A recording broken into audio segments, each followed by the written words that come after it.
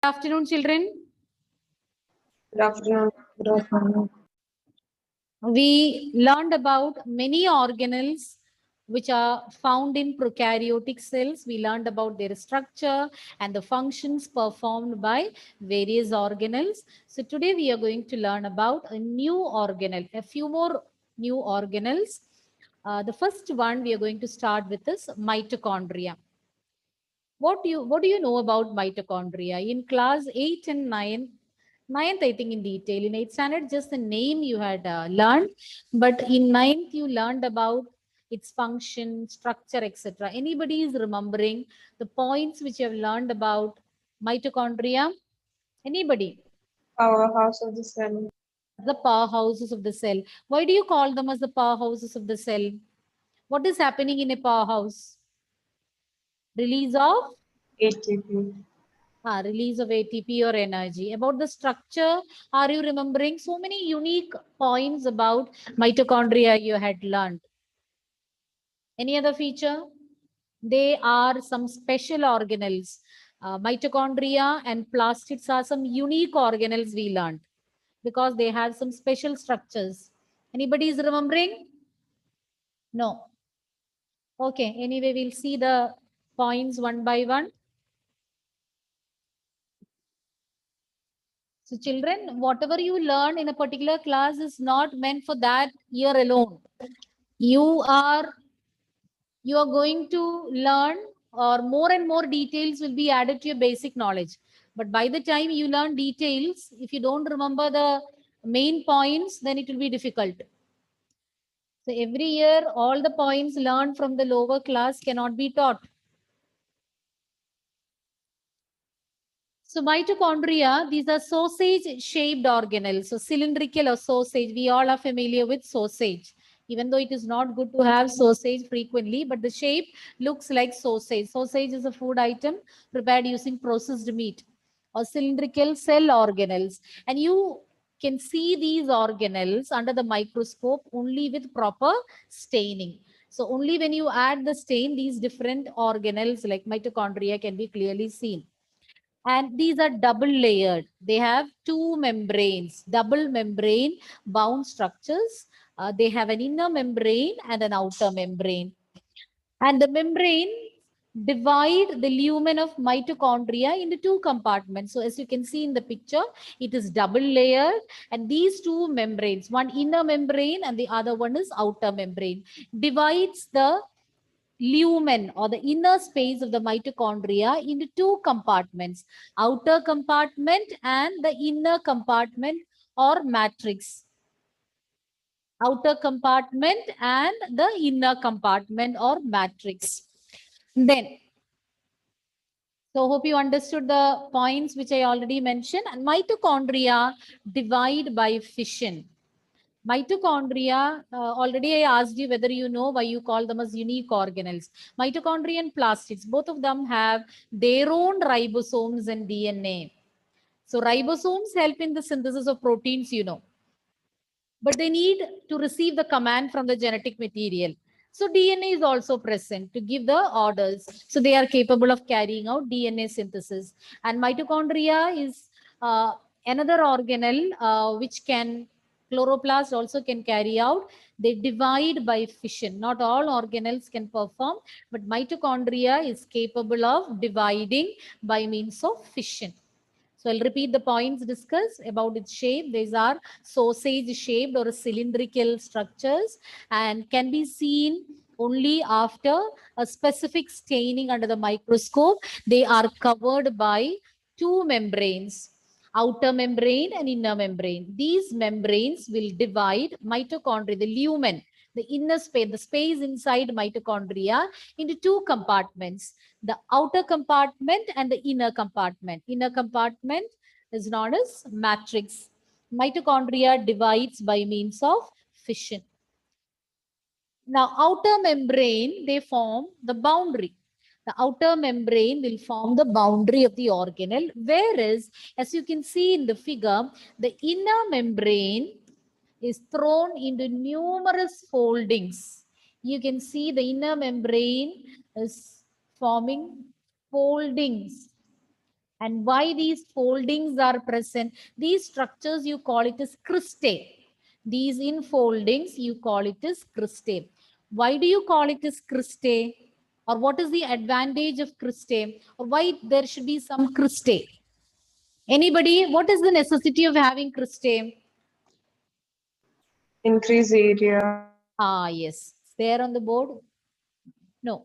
Okay, this will help in increasing the surface area. You have learned about villi. Villi found on the inner surface of the intestine. So when such folds are there, they can increase the surface area. So same is the case here.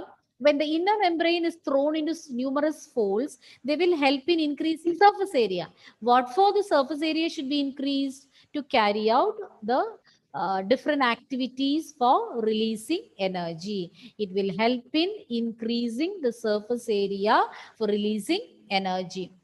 Both membranes have specific enzymes associated with them. So inner membrane as well as outer membrane has some specific enzymes, and cellular respiration takes place in mitochondria.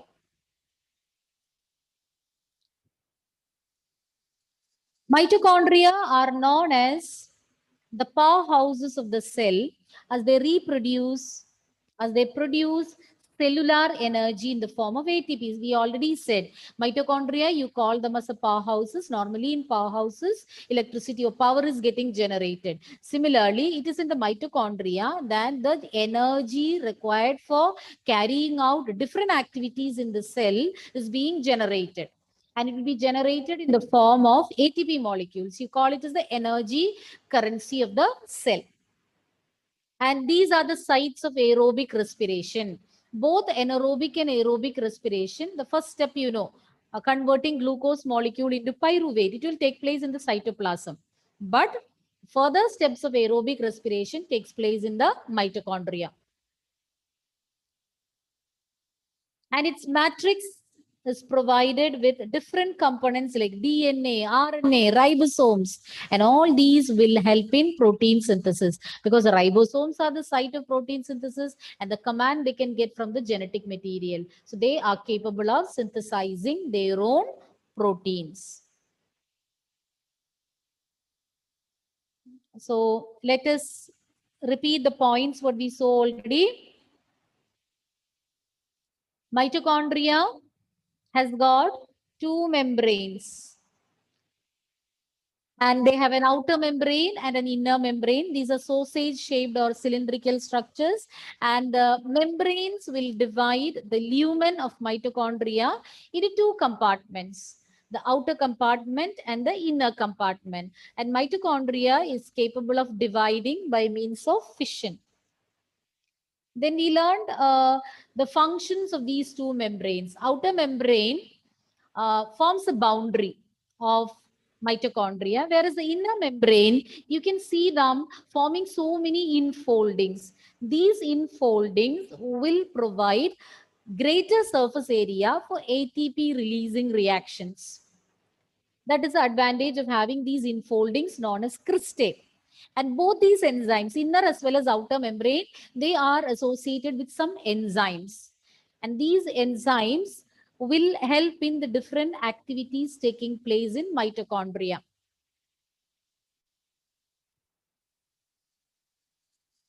Mitochondria is also known as the powerhouses of the cell, because the energy required for different activities of the cell are being released in mitochondria. And these are, or the energy is released in the form of ATP molecules, adenosine triphosphate molecules. And as and when the energy is required, the phosphate bonds in the ATP molecule will break. Adenosine triphosphate, 3 phosphate molecules are there, and these will break and will release energy to carry out the energy requirements, so to meet the energy requirements. And you call it as energy currency, because whenever it is needed, whenever your body needs energy or whenever cells needs energy, these molecules can be spent and the energy can be released. If not, it can be stored in that form. These are the sites of aerobic respiration, as I told you, both for aerobic and anaerobic respiration. The first step, conversion of glucose to pyruvate, takes place in the cytoplasm. It's common. Whereas in aerobic respiration, the further stages, further steps will take place in mitochondria. And mitochondria has got their own genetic material, their own DNA and ribosomes. DNA as well as RNA and even ribosomes are present. Ribosomes are the site of proteins and are sites of protein synthesis. And the command for synthesizing proteins they receive from the genetic material. You know, normally genetic material is present inside the nucleus. Individually, organelles may not have it, but mitochondria and plastids, in these organelles, genetic material is present. So they can synthesize proteins on their own. Any doubt? Any doubt? No, ma'am. No, ma'am. So mitochondria is over. Now we are moving on to the next organelle, plastids. Plastids are found only in plant cells and euglenoids. Euglenoids you already learned, which includes protozoan like euglena. The features also, I hope you remember, we learned in biological classification. No? These are large in size, plastids. They are large in size and they contain different pigments. So depending upon the plastid, different pigments are present and their role is to impart color to different parts of the plant. And you can broadly classify the plastids into three based on the type of pigment present: chloroplast, chromoplast, and leucoplast. So plastids can be categorized into chloroplast, chromoplast, and leucoplast. And starting with chloroplast, they contain chlorophyll, mainly chlorophyll, and carotenoid pigments are present. They will impart green color to the parts where it is found, and they also play a very important role in photosynthesis because chlorophyll will help in trapping the solar energy to carry out photosynthesis. That is why those plants which are not green in color, they cannot carry out photosynthesis because chlorophyll is essential to trap the solar energy. So they perform two main functions, helps in trapping solar energy for photosynthesis and also gives green color to the plants. And they contain chlorophyll and carotenoid pigments. Coming to chromoplast. Chromoplast, they contain fat-soluble carotenoid pigments like carotene, xanthophyll. They are responsible for giving red, orange, yellow color, etc. to the plant parts. Mango, carrot. So for different parts of the plant you have seen, or different fruits and vegetables, you've seen different colors. So it is because of these chromoplasts present in them and because of the pigments present in these chloroplasts, they are getting this red, orange, yellow colors, etc. Then leuco means white. Leukocytes, white blood cells are otherwise known as leukocytes. So leucoplasts means these are colorless. They don't contain any pigment. Instead, they will store nutrients. So I'll be repeating the points once again. We learned about three types of plastids: chloroplast, chromoplast, and leucoplast. And chloroplast is having pigments like chlorophyll and carotenoid. Chromoplast, pigments like carotene and xanthophyll are present. Whereas leucoplast, leucoplast will contain, we do not contain any sort of pigments. It is colorless.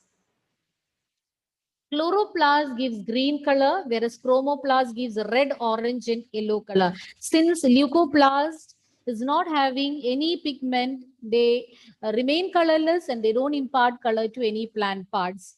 The function of chloroplast is to give green color as well as to carry out photosynthesis, to help plants in carrying out photosynthesis. The chlorophyll will help in present in chloroplast, will help in trapping solar energy, and leucoplast will help in storing proteins.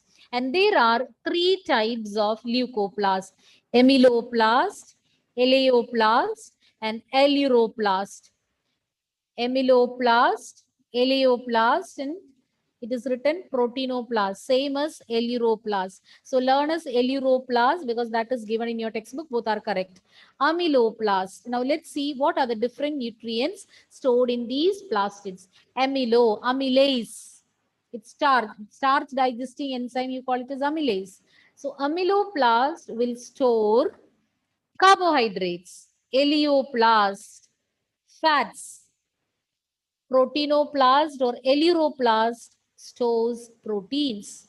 So you should know what are the different substances that get stored in these plastids. Amyloplast, eleoplast, and eleuroplast. Amyloplast stores starch, eleoplast stores fats, eleuroplast stores proteins. Clear? Any doubt? No, ma'am.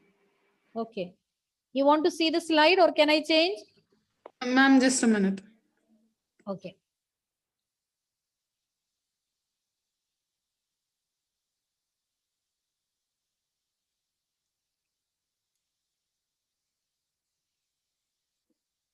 Those who are attending the class in the mobile, you can take screenshot also if you want. If you're not getting time to copy everything, you may take a screenshot. But I don't recommend taking screenshot always, only in times of emergency or you lose the connectivity in between and you don't have time to copy down, you go for that. Otherwise, writing once is good for learning. For not only for learning, for recollecting what is taught. And you can even maintain your concentration also if you have a habit of writing down lecture notes. Now, we will learn more about chloroplast. You can see the picture of a cut section of a chloroplast on the right hand side. The different parts of chloroplast we will see as we have already discussed. Chloroplast contains the pigment chlorophyll. The different parts: stroma, the space which is enclosed by the inner membrane. This is also double layered. Chloroplast, so plastids are also double layered. They have an inner membrane and an outer membrane. And the space which is enclosed by the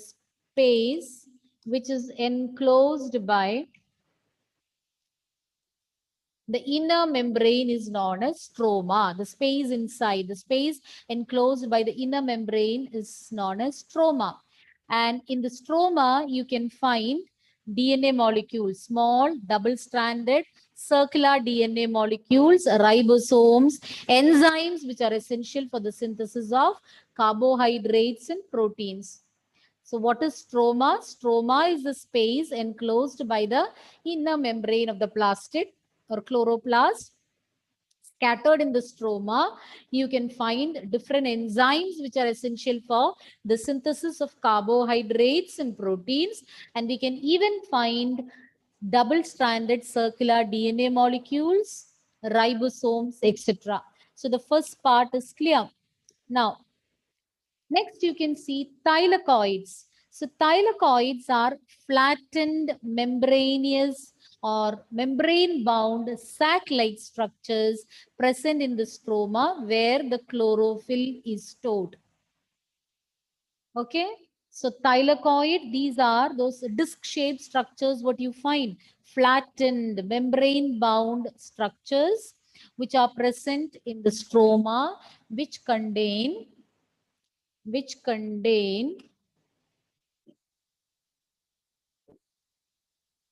chlorophyll. So each one is known as thylakoid. This is another thylakoid, another one. So you can see so many thylakoids. And one stack of thylakoid, you call it as granum. Grana is plural, granum is singular. So this is one thylakoid. This you call it as thylakoid. but a stack of thylakoids is known as granum. It looks like piles of coins. If you arrange coins one above the other, it is similar to that of the arrangement of thylakoids. Then stroma lamella. Stroma lamella are membrane bound flat tubules. So here you can find, so this is one stack of thylakoids. This is another stack. So connecting these two, some tubules are there. So these tubules which are connecting the thylakoids of different grana are known as stroma lamella. I'll repeat all the points once again. We discussed about 4 parts of chloroplast, starting with the first one, stroma. Stroma is the space enclosed by the inner membrane, and it contains enzymes essential for carbohydrate and protein synthesis, then double-stranded DNA molecules and ribosomes. Whereas thylakoids are small, disc-shaped or flattened membrane-bound sacs found in the stroma, which stores, or these structures store the pigment chlorophyll. And a stack of thylakoids, several thylakoids arranged in stacks, you call it as granum. And the thylakoid of one granum is connected to the thylakoid of the other granum with the help of certain flat membrane-bound tubules. You call it as stroma lamella. Is it clear? Anything to be repeated, children? No, I need ma'am. lumen. Now, lumen is a space enclosed by the thylakoid membrane. So, within the thylakoid, the space present is known as lumen. So, thylakoid is also membrane-bound sac-like structures. So, there is a space which is enclosed by this membrane covering of thylakoid, in which we can find chlorophyll, the pigment. So, that space is known as lumen. So, we learned about 5 parts: stroma, thylakoids, grana, stroma lamella, and lumen. And please don't get confused between thylakoids and grana. Thylakoids are individual structures. Those disc-shaped individual structures are known as thylakoid or thylakoids. So a stack of thylakoid, a set of thylakoids arranged one above the other, you call it as granum. And there are several grana in a chloroplast. Moving on to the next slide, where do you find it? So you can find in the mesophyll cells. Mesophyll cells and 10 standard, there is a figure of the structure of the leaf: palisade tissue, spongy tissue, mesophyll cells. Hope you are remembering. So it is found to be specific. These are found in the mesophyll cells of leaves. And their shape can be different in different plants. It can be oval shape, spherical, discoid, ribbon-like. Okay, not only its shape, their length and number also will be different. Shape, length, number, all that can be different. Length and number, for example, one is found, or one chloroplast is found in per cell. Chlamydomonas is a unicellular organism, unicellular algae. So in each cell, there is only one chloroplast. But in green algae, in each cell, you can find 20 to 40. These are having double membrane. Already I told you, outer and inner membrane, but permeability is less.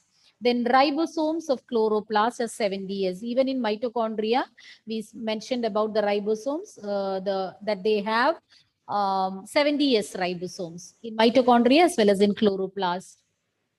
And these ribosomes are smaller. Normally, in eukaryotic cells, the ribosomes are 80S.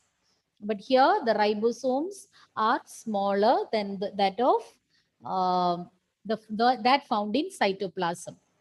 So within the organelles, within the chloroplast and mitochondria, the ribosomes found are of 70S, and it is smaller than that found in cytoplasm, which is ATS. Functions. Tapping solar energy for the synthesis of food by photosynthesis. It is carried out by the chlorophyll pigment present. They synthesize proteins. Why? Because they have their own DNA and ribosomes. Okay. Any Ma'am, doubt? Ah. can you repeat the previous slide, the plastids chloroplast? Which one? Just before you showed one, before the functions. Parts. Yes, ma'am. That just Oh. before you showed a slide, right? About lumen, all those things. After that. Huh? Which one? After. After that, any slide was there? Somebody help me out after that. Which slide? Mainly found in mesophyll cells of leaves. Then these chloroplasts you can find in mesophyll cells. And what was the next point? What was the heading of that slide? Plastids chloroplast. Huh? The heading was plastids chloroplast. Common heading. Ma'am, So they there, vary in their shapes and all. yes. Gayatri? They vary in their shapes and number. I remember. So the first sentence was that these are found only in the mesophyll cells. Then the second point, what we discussed is the number can vary. Then not only the number, the shape. So they can come in different shape in different plant cells, and their number as well as size also can be different in different plant cells. And we gave a few examples were given. In Chlamydomonas, Chlamydomonas is a unicellular alga. So within a Chlamydomonas cell, in each cell you can find only a single chloroplast. But when it comes to certain other cells, it can come to 20 to 40, which is the example I told for the presence of 20 to 40 chloroplasts found, which was the example I said, Rijaz. In Chlamydomonas, just one cell. Green algae. Okay. So in green algae, you can find 20 to 40 per cell. Then what is the next point in that slide? Only 2 points? No. Few more points are there. Gayatri, what is the third point in that slide? Dia? The ribosome. Yes, Gayatri? The ribosomes in the chloroplast is smaller than that of the ribosome. So about the ribosomes also we mentioned, that is both in mitochondria and in chloroplast, the ribosomes are of 70S. But normally in eukaryotic cells, the ribosome is of 80S. So from that you can say that the ribosomes found in chloroplast and mitochondria are smaller in size when compared to cytoplasmic ribosomes. Yes, Steffi? Yes? Yes, ma'am. Okay. So quickly tell me the points about from mitochondria. I didn't ask you any question, no? Ma'am, Ma'am, can you repeat the functions? Function one is trapping the solar energy to carry out photosynthesis. Second function is to help in the synthesis, or they can carry on protein synthesis because they have their own DNA and ribosomes. Ribosomes are the site of protein synthesis and DNA gives the command for the synthesis. Okay, Donna, tell me why mitochondria are known as the powerhouses of the cell. Donna, Gayatri, why mitochondria are known as the powerhouses of the cell? Because they give out the energy in the form of ATP molecules. Produced will be stored as ATP molecules. ATP molecules. And why do the inner membrane of mitochondria have some, or they are provided with some foldings called cristae? Punya? Increase the surface area for production of ATP. To increase the surface area for synthesizing or to release energy, for the energy releasing reactions. Then about plastids we learned, which are the 3 types of plastids, main types, Michael, 3 main types of plastids. Chloroplasts, leucoplasts,